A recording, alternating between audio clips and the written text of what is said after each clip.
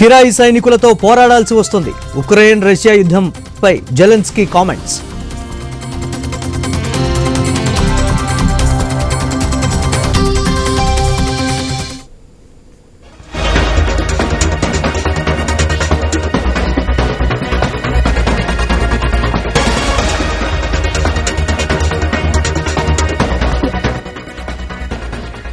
Break news చూస్తున్నాం. జాతీయ భావాలు కలిగినటువంటి పార్టీలో చేరబోతున్నట్లు మాజీ ఎమ్మెల్యే గువ్వల బాలరాజు వెల్లడించారు. బీఆర్ఎస్ కు రాజీనామా చేశాక ఎక్స్క్లూజివ్ గా ఐ న్యూస్ తో మాట్లాడిన గువ్వల బాలరాజు అనేక కీలక అంశాలను ప్రస్తావించారు. తన భవిష్యత్ రాజకీయ ప్రయాణంపై ముఖ్యమైన అంశాలను వివరించారు. నియోజకవర్గ ప్రజలు, అనుచరులు, కార్యకర్తలతో చర్చించాక తదుపరి రాజకీయ ప్రయాణంపై ప్రకటన ఉంటుందన్నారు బాలరాజు. 2 దశాబ్దాలుగా బీఆర్ఎస్ లో ఉన్నట్లు గుర్తు చేసిన మాజీ ఎమ్మెల్యే తెలంగాణ రాష్ట్ర సాధనే లక్ష్యంతో గులాబీ పార్టీలో ట్రావెల్ చేశానన్నారు. ఇప్పుడు ఆ ఆశయం నెరవేరడంతో జాతీయ పార్టీలోకి వెళ్తున్నట్లు బాలరాజు చెప్పారు. అలాగే గతంలో ఫామ్ హౌస్ లో ఎమ్మెల్యేల కొనుగోలు ఘటనపైన కీలక వ్యాఖ్యలు చేశారు. నాడు ఫామ్ హౌస్ లో ఏం జరుగుతుందో చూడాలని కేసీఆర్ చెప్పడం వల్లే అక్కడికి వెళ్లినట్లు పేర్కొన్నారు బాలరాజు. ఇలాంటి మరెన్నో అంశాల గుట్టు విప్పిన బాలరాజుతో ఐ న్యూస్ ప్రతినిధి Praveen face to face.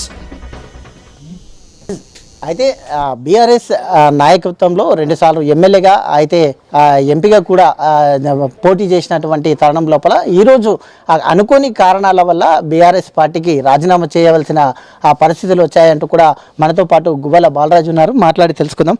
Sir చెప్పండి, మెయిన్గా బీఆర్ఎస్ పార్టీని వీడవలసిన అవసరం ఏముందంటారు? దాదాపుగా 2 దశాబ్దాల పాటు బీఆర్ఎస్లో పనిచేసిన టీఆర్ఎస్గా ఉండి బీఆర్ఎస్గా ఆవిర్భవించినప్పుడు నేను చాలా సంతోషపడ్డ వ్యక్తుల్లో ప్రధానంగా నేను కూడా ఒకటిని. ఎందుకంటే ఒక పౌరుడిగా ఒక ఆశయంతో ఉంటాం. ఆశయం నెరవేరిన తర్వాత ఇంకా యాస్పిరేషన్స్తో ముందుకు పోతాం. ఆ యాస్పిరేషన్, ఆ లక్ష్యాలు, ఆశయాలు ప్రజాకోణంలో ఉండాలి, దేశ కోణంలో, రాష్ట్ర కోణంలో, వివిధ విషయాల పట్ల ఉండాలి. కాబట్టి అవన్నీ ఆలోచనలు నాలో ఉన్నాయి. కాబట్టి ఆ భావాలు నాకు ఉన్నాయి. కాబట్టి ఇప్పుడు జరుగుతున్నటువంటి ఈ పరిస్థితులను బట్టి నేను అనుకున్న ఆశయం నెరవేరాలంటే ఏదైనా మంచి జాతీయ భావాలు కలిగినటువంటి పార్టీలలో చేరి పనిచేయాలని ఆశయంతో, ఆలోచనతో మాత్రమే నేను రిజైన్ చేసిన.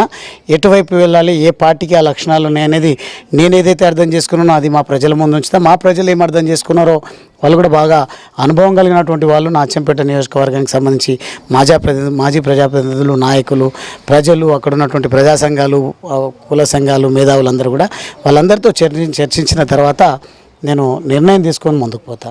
అయితే ఉద్యమ పార్టీ, తెలంగాణ ప్రజలు మెచ్చినటువంటి పార్టీ. అయితే ఎక్కడ విభేదాలు వచ్చాయంటారు? కేటీఆర్ దగ్గర లేకుంటే కేసీఆర్ దగ్గర ఎక్కడ విభేదాలు వచ్చాయి మీకు? నేను మొదటి సందర్భంలో నేను చెప్పిన ఎవరితోనూ విభేదాలు లేవు. ఎక్కడ నాకు ఏమంటారు ఇబ్బంది అనిపించిన సందర్భము లేదు. నాకు ఎక్కడ వ్యతిరేకమైన పరిస్థితులు కూడా పార్టీలో లేవు. నేను ఇక్కడ చేసిన మేరకు చేసిన, ఇంకా ముందుకు చేయాలి అని అంటే ప్రస్తుతం ఉన్నటువంటి బీఆర్ఎస్తో నేను అనుకున్న ఆశయాలు నెరవేరవని మాత్రమే నేను పార్టీని వీడి బయటకు వచ్చిన తప్ప నాకు వేరే ఎక్కడ కూడా ఇబ్బందులు లేవు, ఎవరితోనా భేదాభిప్రాయాలు లేవు. అయితే బీఆర్ఎస్ని వీడిన తర్వాత గువ్వల బాలరాజు గారు అయితే ఏదైనా జాతీయ పార్టీ వైపు చూస్తున్నారంటే బీజేపీలో వెళ్ళే అవకాశాలు ఏమైనా ఉన్నాయి? జాతీయ పార్టీ అనగానే మీరు బీజేపీ అంటున్నారు. జాతీయ పార్టీలు ఇంకా ఉన్నాయి. కాంగ్రెస్ కూడా ఉంది, బీజేపీ ఉంది, ఇంకా చాలా పార్టీలు ఉన్నాయి. ఆ పార్టీలన్నీ కూడా ఆశయాలు, వాళ్ళ లక్ష్యాలు, వాళ్ళ మనోభావాలు ఏంటిదో, వారికి ఉన్నటువంటి ఆశయం ఏందో వాటన్నింటి గురించి నేను కొంత అవగతం చేసుకున్నా. మా వాళ్ళు ఏం అర్థం చేసుకున్నారో, మా నియోజకవర్గ ప్రజలు ఏం అర్థం చేసుకున్నారో అందరం కూడా చర్చించి నిర్ణయం తీసుకొని ముందుకు పోతా అంటున్నా తప్ప మీరు పదే మీరే కాదు ఇతర మీడియా సంస్థలు కూడా జాతీయము అనగానే బీజేపీ అనే మాట మాట్లాడుతున్నారు. నిజంగానే జాతీయము అనగానే బీజేపీ పార్టీ గుర్తొస్తుందంటే బీజేపీ సూటబుల్ అయితే బీజేపీలో చేరుతాము.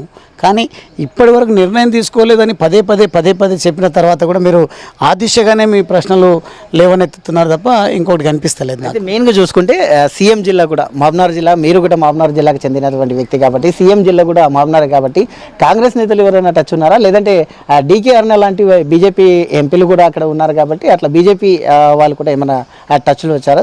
దేని నిర్ణయం ఎట్లా? నేను దాదాపుగా 20 సంవత్సరాల్లో నుండి రాజకీయాల్లో ఉన్నా. 2 సార్లు మీరు చెప్పినట్టుగా ఎమ్మెల్యేగా ఉన్నా, ఎంపీగా పోటీ చేసి ఓడిపోవడం జరిగింది. ఈసారి కూడా నేను ఎమ్మెల్యేగా పోటీ చేయడం జరిగింది. ఈ సందర్భంలో నాకు అందరితో తత్సంబంధాలు ఉంటాయి. అందరికీ నేను నా విధానం ఏంది, నా పొటెన్షియల్ ఏంది, నేను ఏం చేయగలుగుతా అనేది అందరికీ కూడా కొంత గొప్ప తెలుసు. కాబట్టి నన్ను అందరూ సంప్రదించిన మాట వాస్తవమే. కానీ ఎవరు సంప్రదించినా స్వతహాగా నిర్ణయం తీసుకునే శక్తి లేక కాదు, లేదంటే నేను ఒక్కడిగానే నిర్ణయం తీసుకుంటే అది చెల్లుబాటు అవుతుందని కాదు. నన్ను ఈ స్థాయికి తీసుకొచ్చినటువంటి నా నియోజకవర్గ ప్రజలు, నాయకులు, కార్యకర్తలు, నా అభిమానులు, నా ఆత్మీయులు, వాళ్ళు ఏం చెప్తారో మేమందరం నిర్ణయం తీసుకొని ముందుకు పోతాం. అందరూ సంప్రదించిన మాట వాస్తవమే. ఒకవేళ చూసుకుంటే మోయినాబాద్ ఫామ్ హౌస్ కేసులో కూడా బీజేపీ ఎమ్మెల్యేలను కొనుగోలు చేసే దాంట్లో కూడా మీరు ప్రధానంగా ఉన్నారు దాంట్లో. అయితే ఏ విధంగా చూడాలంటారు? బీజేపీ కాదు, బీఆర్ఎస్ ఎమ్మెల్యేలను కొనుగోలు చేస్తుండ్రు అనేది ఆ సందర్భంలో చర్చ జరిగింది. ఆ సందర్భంలో కేసీఆర్ గారు ఇది ఆపరేషన్లో మీరు పాల్గొనాలి, ఎవరు అమ్ముడు పోవడానికి సిద్ధమైనరు, ఎవరు కొనుగోలు చేయడానికి సిద్ధమైనరో అది మీకు సంబంధం లేదు, నేను కొంతమందిని మీ వెంబడి ఇచ్చి పంపిస్తా, వాళ్ళని తీసుకెళ్ళి ఏం జరిగిందో ఒకసారి ఆ స్థలానికి, నేను చెప్పిన స్థలానికి వెళ్ళి ఆ సమాచారంతో తిరిగి రమ్మంటే నేను అక్కడికి వెళ్ళి నేను చేయాల్సింది చేసి నేను మళ్ళీ వెంటనే కేసీఆర్ గారి దగ్గరికి వెళ్ళడం జరిగింది. అమ్మడం ఎవరు చేసిండ్రు, కొనుగోలు ఎవరు, అమ్ముడు పోవడానికి ఎవరు సిద్ధంగా ఉన్నారు, కొనుగోలు చేయడానికి ఎవరు సిద్ధంగా ఉన్నారు అనేది ఇప్పటికీ మాత్రం ప్రశ్నార్థకంగానే ఉంది. ఆ సంఘటన జరిగిన తర్వాత మొత్తం టోల్గా 4-5 సభల్లో మొత్తం కేసీఆర్ వెనకాలనే మీరు కూడా ఉన్నారు, ఫామ్ హౌస్లోనే ఉన్నారు, కేసీఆర్ వెనకాలనే ఉన్నారు. కాబట్టి అసలు ఏం జరిగిందంటారు ఫామ్ హౌస్లో? ఇప్పుడు కేసీఆర్ గారి వెనకాల ఆ సందర్భంలోనే కాదు, గత 20 సంవత్సరాలుగా చాలా సందర్భంలో కేసీఆర్ గారు ఎంబడున్న, కేసీఆర్ గారి అడుగుజాడల్లో నడిచిన, కేసీఆర్ గారి మార్గనిర్దేశంలోనే రాజకీయంగా ఓనమాలు నేర్చుకున్నాం, ముందుకు వచ్చినాం, ఈ స్థాయి వచ్చింది.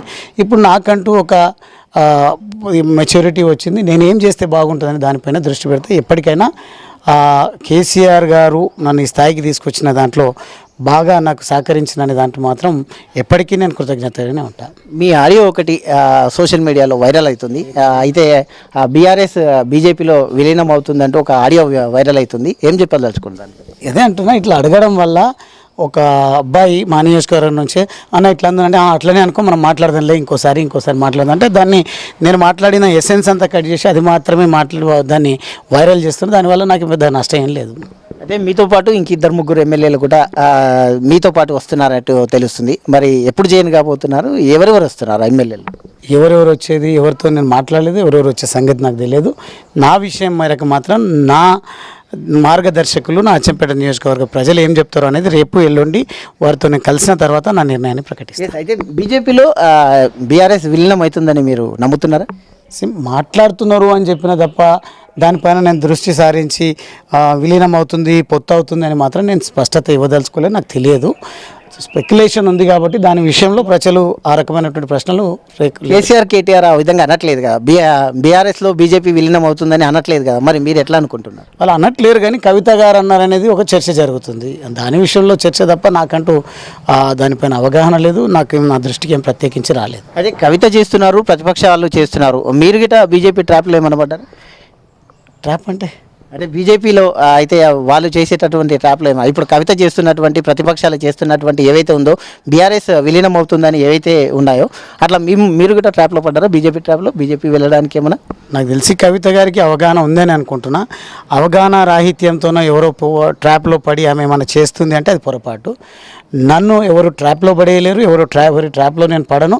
నేను ఒక చదువుకున్న యువకుడిని, ఒక లక్ష్యంతో రాజకీయాల్లోకి వచ్చిన తప్ప బ్యాక్గ్రౌండ్ రాజకీయ నేపథ్యం కలిగి ఉండి రాలేదు. నేను ఆ లెగసీని, ఆ వారసత్వాన్ని కొనసాగించడంలో ఏదో ఇట్లా అనామకుడిలాగా ప్రయాణాన్ని కొనసాగిస్తలేదు. నాకు స్వతహాగా నిర్ణయం తీసుకొని రాజకీయాల్లో అడుగుపెట్టినా నేను స్వతహాగా అర్థం చేసుకున్న తర్వాత నేను నిర్ణయాలు తీసుకొని ముందుకు పోతా తప్ప ఎవరి ట్రాప్లో పడేది లేదు, ఎవరి వాళ్ళకి చిక్కేది లేదు. చివరిగా అదే ఆర్ఎస్ ప్రవీణ్ కుమార్తో మీకు ఏమైనా థ్రెట్ ఉందా? దాని కొరకు ఏమైనా నిర్ణయం తీసుకున్నారు? ఆర్ఎస్ ప్రవీణ్ కుమార్ కాదు కదా, నాకు కేసీఆర్ గారితో థ్రెట్ లేదు, వారితో థ్రెట్ లేదు, లేదంటే రేవంత్ రెడ్డి గారితో థ్రెట్ లేదు, నాకు బీజేపీతో థ్రెట్ లేదు. నన్ను థ్రెటన్ చేసే దమ్ము కూడా ఎవరికి లేదు. ఎందుకంటే నాకు నికార్సుగా నేను ఉండే ప్రయత్నం చేస్తా, నిజాయితీగా ఉండే ప్రయత్నం చేస్తే, ఎవరో థ్రెట్ చేస్తే, ఎవరో భయపెట్టిస్తే, ఎవరో లోపరుచుకోవాలని ప్రయత్నం చేస్తే నేను ఎవరి ఆలోచనలకో ఎవరి భయభ్రాంతులకో గురై నిర్ణయాలు తీసుకునేటువంటివి కాదు. మీరు హరీష్ రావుకు చాలా నమ్మినటువంటి వ్యక్తి. అయితే హరీష్ రావుని నమ్ముకున్నటువంటి ఎమ్మెల్యేలు ఒక్కొక్కరుగా బీజేపీ వైపు చూస్తున్నారు, ఎలా చూడొచ్చు అంటారు? నేను పార్టీలో ఉన్నంత కాలం కేసీఆర్ గారిని నమ్ముకున్న తప్ప ఇతర నాయకులు కొంతమంది ఉండొచ్చు. అక్కడ కేటీఆర్ అని, ఇక్కడ కేసీఆర్ అని, హరీష్ రావు అని, అక్కడ కవిత అని మాట్లాడవచ్చు.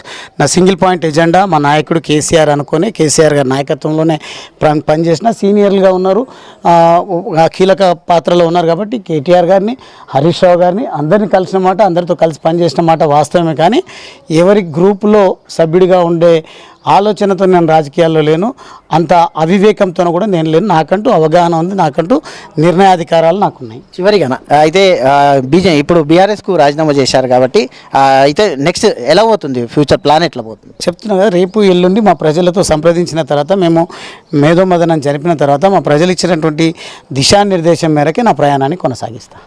ఎస్, అయితే ప్రజలు ఇచ్చినటువంటి ఏదైతే ఉంటుందో కార్యకర్తలతోని అయితే నియోజకవర్గ ప్రజలతోని మాట్లాడిన తర్వాత తన భవిష్యత్ కార్యాచరణని కూడా ప్రకటిస్తానంటూ గువ్వల బాలరాజు మనతో పాటు చెప్తున్నాడు. కెమెరా పర్సన్ హనుమంతుతో ప్రవీణ్, హై న్యూస్, హైదరాబాద్.